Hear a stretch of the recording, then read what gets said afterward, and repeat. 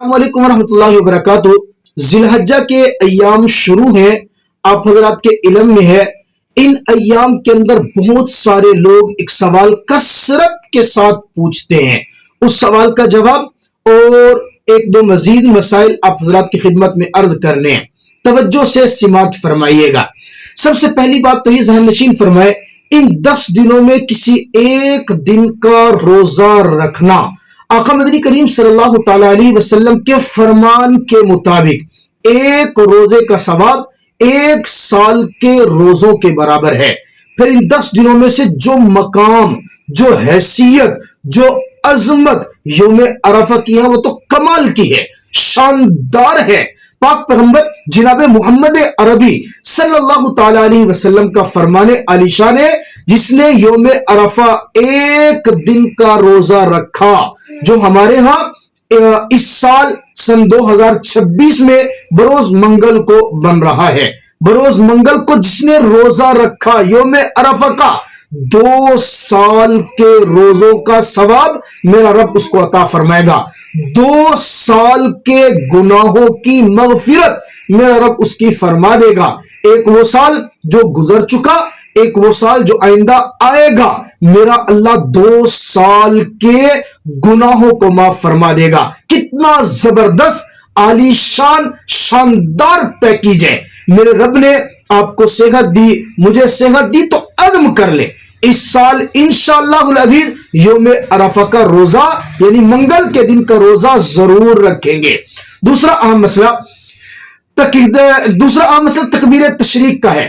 ان ایام کے اندر 9 ذی الحجہ کی نماز فجر سے لے کر 13 ذی الحجہ کی نماز عصر تک، یعنی یہی جو منگل کا دن آ رہا ہے، اس منگل کی نماز فجر سے لے کر 13 ذی الحجہ کی نماز عصر تک ہر بالغ مرد پر، عورت پر، مقیم پر، مسافر پر ہر فرض نماز کے بعد بلند آواز سے مردوں کے لیے، عورت کی آواز ذرا قدرے کم ہو، 1 مرتبہ تکبیر تشریق پڑھنا واجب ہے۔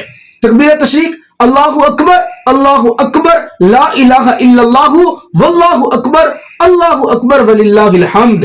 مردوں کے لیے تو پڑھنا بڑا آسان ہے، کیونکہ جماعت کے ساتھ نماز پڑھ رہے ہوں گے، کسی ایک کو بھی یاد آ گیا، وہ بلند آواز سے بولے گا، دوسروں کو خود بخود یاد آ جائے گا۔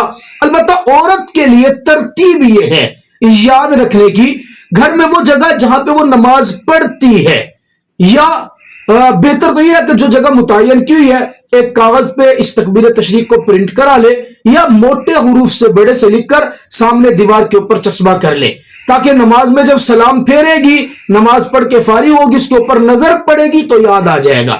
اگر کوئی جگہ متعین نہیں ہے تو پھر ایک چھوٹے کاغذ پہ لکھے، سفید رنگ کے شاپر کے اندر اس کو ڈالے اور مصلی کے کونے کے اوپر اس کی سلائی کر لے۔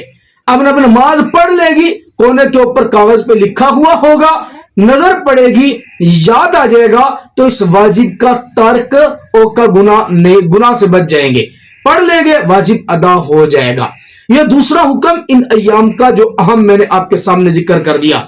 تیسرا بڑا حکم یوم نحر، 10 ذی الحجہ، بقرہ عید، عید الاضحیٰ، اللہ آپ کی قربانیوں کو قبول فرمائے۔ 2 قسم کے لوگ ہیں، ایک وہ جو قربانی کر رہے ہیں، جن کو میرے رب نے استطاعت دی ہے وہ قربانی کر رہے ہیں، دوسرے وہ جو قربانی نہیں کر سکے، استطاعت نہیں ہے تو قربانی نہیں کر سکے۔ بہرحال یہ دن میرے رب کی طرف سے مہمان نوازی کا دن ہے، آپ نے قربانیاں کرنی ہے۔ قربانی میں پھر 2 چیزیں، ایک ہے گوشت، ایک ہے کھال۔ گوشت کس کا ہے، کھال کس کی ہے؟ پہلے ذہن نشین فرما لے گوشت کا مسئلہ۔ قربانی کا گوشت، اس میں 3 طرح کے حکم ہیں۔ نمبر 1، اگر آپ ضرورت مند ہیں، آپ کی فیملی بڑی ہے، آپ کو پورا سال گوشت نہیں مل سکا، آپ پورا گوشت خود کھا لیں، یہ بھی جائز ہے۔ نمبر 2، آپ پورا گوشت تقسیم کر دیں، پکا کر کھلا دیں، یہ بھی جائز ہے۔ تیسرا اور اہم کام جو مسنون ہے، مستحب ہے، کہ آپ پورے گوشت کے 3 حصے بنیں، 3 حصے بنا کے ایک حصہ تو رکھے اپنے لیے، اپنے آل و عیال کے لیے، اپنے بیوی بچوں کے لیے، دوسرا حصہ اپنے دوستوں کے لیے، اپنے رشتہ داروں کے لیے، ان کے لیے مختص کر دے، اور تیسرا حصہ وہ فقراء کے لیے، مساکین کے لیے، وہ مستحقین کے لیے، ان کے لیے رکھیں۔ یہ تو گوشت کا مسئلہ ہو گیا۔ اس میں بھی ذہن نشین فرمائے موسم گرم ہے، گرمی کا موسم ہے، جیسے ہی آپ گوشت بنا لیں تو شام تک کا انتظار نہ کریں، بشام ہوگی تو پھر تقسیم کریں گے۔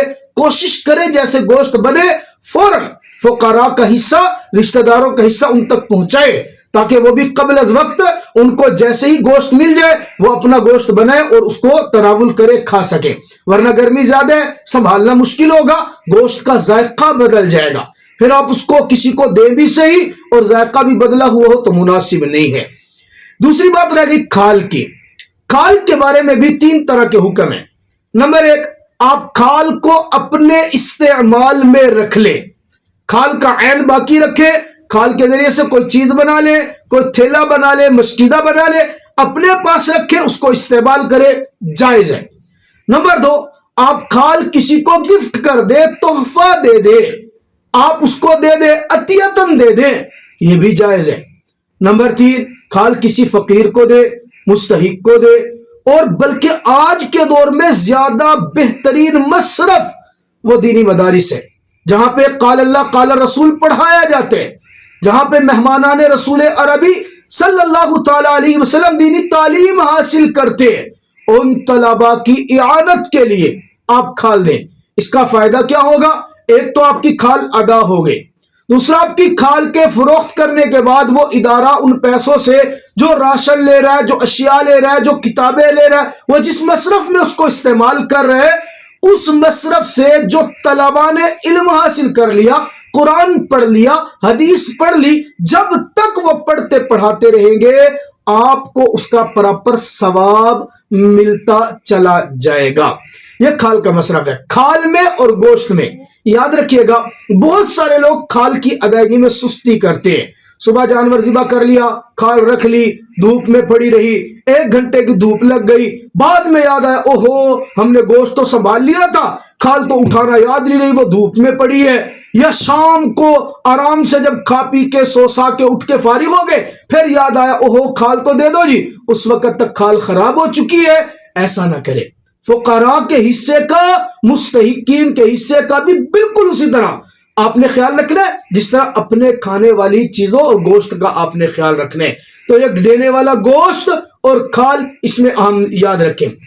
اسی طرح یہ بھی یاد رکھیں، عموماً دیکھنے میں آیا کہ لوگ گوشت کے اندر رشتہ داروں کا حصہ رکھتے ہیں، گوشت کے اندر دوستوں کا حصہ رکھتے ہیں، گوشت کے اندر فقراء کا حصہ محلے کے غریبوں کا رکھ لیتے ہیں، لیکن آپ کے محلے میں، آپ کے شہر میں جو دینی مدارس ہیں، ان مدارس میں جو مستحقین طلباء پڑھ رہے ہیں، ان کو آپ صرف کھال میں یاد رکھتے ہیں۔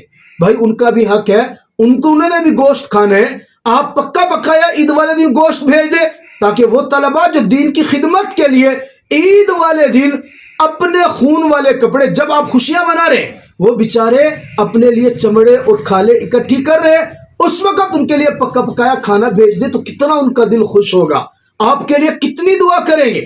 چلے پکا پکایا نہ بھیج سکے تو ان کے لیے کچا گوشت جیسے ایک شاپر گھروں میں بھیج رہے، ان طلباء کے لیے بھی ضرور حصہ نکالیں، اس سے آپ کو اجر بہت زیادہ بڑھ جائے گا۔ اللہ تعالیٰ مجھے اور آپ کو سمجھنے کی توفیق عطا فرمائے۔